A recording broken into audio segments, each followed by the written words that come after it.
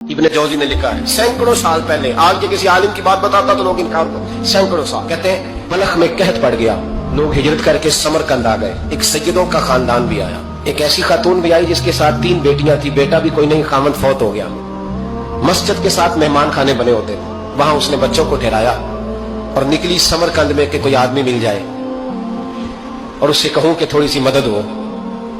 وہ چلتے چلتی ایک سیٹھ کے پاس، رئیس کے پاس پہنچی۔ جن لوگوں کے پاس دولت آتی ہے نا، وہ کئی دفعہ سخت جملے کہنے لگتے ہیں جو اللہ کو پسند نہیں آتے۔ وہ سیٹھ کے پاس گئی تو جا کے کہنے لگی میں غریب ہوں، پریشان ہوں، بلخ میں قحط ہے، سارا زمانہ جانتا ہے، تو میں اس لیے سمرقند آئی ہوں، بیٹیوں کا ساتھ ہے، نہ رہنے کو جگہ ہے، نہ کھانے کو روٹی ہے، نہ پہننے کو کپڑا ہے، مہربانی کر تھوڑی مدد کر۔ کہنے لگا ہو کون؟ تو اس سیدزادی نا کان آگے کر کے، ہاں کسی کے بھی حالات سخت آ سکتے ہیں، اللہ سے ڈرنا چاہیے، کان آگے کر کے نا کہنے لگی میں سیدزادی اور یہاں میرا اپنا کوئی نہیں، مہربانی کر۔ تو وہ سیٹھ صاحب، چودھری صاحب کہنے لگے مجھے کیسے پتا چلے گا تو سید ہے؟ تو سیدزادی نے اپنا پلو کھولا اور اپنے آنسو دونوں آنکھوں سے صاف کیے تو کہنے لگی اللہ تیرا بھلا کرے، میں ثابت نہیں کر سکتی کہ میں حضور کا خاندان، میرے پاس کوئی دلیل نہیں، میں نہیں بتا سکتی، چل ٹھیک ہے، چلی گئی۔ کسی نے بتایا کہ یہاں ایک یہودی بھی رہتا ہے، وہ بڑا سخی ہے، یا آتش پرست ہے، یا پارسی ہے کافر غیر، سخی بڑا ہے۔ اس کے پاس گئی، بیٹھی رہی، لوگ بیٹھے تھے، جب چلے گئے تو قریب گئی، کہنے لگی مجبور ہوں، پریشان ہوں، غریب نہیں ہوں۔ کہنے لگا بی بی تجھے کبھی دیکھا نہیں، سمرقند کی اتنی آبادی نہیں، میں سارے شہر، تو کون ہے؟ تو کہنے لگی تعارف نہ ہی پوچھے تو اچھا ہے۔ اس نے کہا چلو اگر پتہ چل جائے تو۔ کہنے لگی میں مسلمانوں کے نبی کی اولاد ہوں، مسلمانوں۔ اس نے کہا پیغمبر خدا کی اولاد؟ اٹھ کے کھڑا ہو گیا، بی بی کو ساتھ لیا، گھر گیا، کہنے لگا جو صاف ستھرا کمرہ ہے نا اسے پھر دھو ڈالو، ایک دفعہ پھر دھو ڈالو۔ کمرہ دھلایا، صاف کرایا، پھر کہنے لگا بی بی میرے برتن زیادہ صاف ستھرے نہیں، میں نئے نہ خرید کے لا دوں۔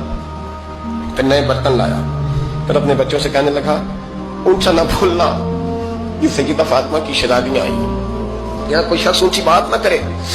پھر کہنے لگا بی بی جو میرا بالکل طیب اور حلال رزق ہے نا، یہ اس میں سے لنگر ہے، لیکن چونکہ میں غیر مسلم ہوں، مجھے سلیقے نہیں آتے، جیسا تیسا بھی ہو نا اسے قبول کر لینا۔ خاتون کو کہنے لگا یہ گھر ہے، جب تک جی چاہے یہاں رہنا، اور دیکھنا ہو سکے تو رات اپنے نبی سے سفارش کرنا، میرا بھی کوئی مسئلہ، میری بھی کوئی قبولیت کہیں ہو جائے۔ وہ مسلمان کہلانے والا رات کو سویا، کہتے جنت سجی ہوئی ہے، لوگ جنت میں جا رہے ہیں، لائنیں لگی ہوئی ہیں، نبی پاک لوگوں کو جنت میں بھیج رہے ہیں، میں بھی دوڑ کے لائن میں لگ گیا، فرشتے نے میرا بازو پکڑا، کہا پیچھے ہٹ، تو میں دوڑ کے حضور کی بارگاہ میں گیا، میں حضور سارے جنت میں جا رہے ہیں کہ مجھے نہیں جانے دیتا۔ نبی پاک نے فرمایا تو کون ہے؟ کہ یا رسول اللہ میں مسلمان ہوں۔ کہتے ہیں حضور مجھ سے فرمانے لگے کوئی دلیل ہے تیرے پاس؟ دلیل ہے کوئی تیرے پاس؟ میں چپ کر گیا، فرمایا میری بیٹی تیرے دروازے پر آ ہی گئی تھی تو دلیلیں پوچھنے لگ گیا تھا۔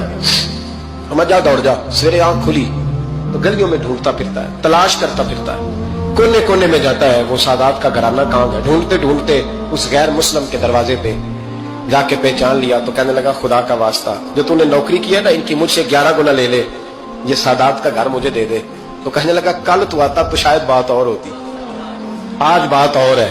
اس نے کہا مہربانی کر، کہا نہیں کل تو آتا تو معاملہ اور تھا، آج معاملہ آج اور ہے، رنگ بدل گیا ہے، حالات تبدیل ہو گئے ہیں، اب تو دیکھ داکھ کے آیا، جا دوڑ جا۔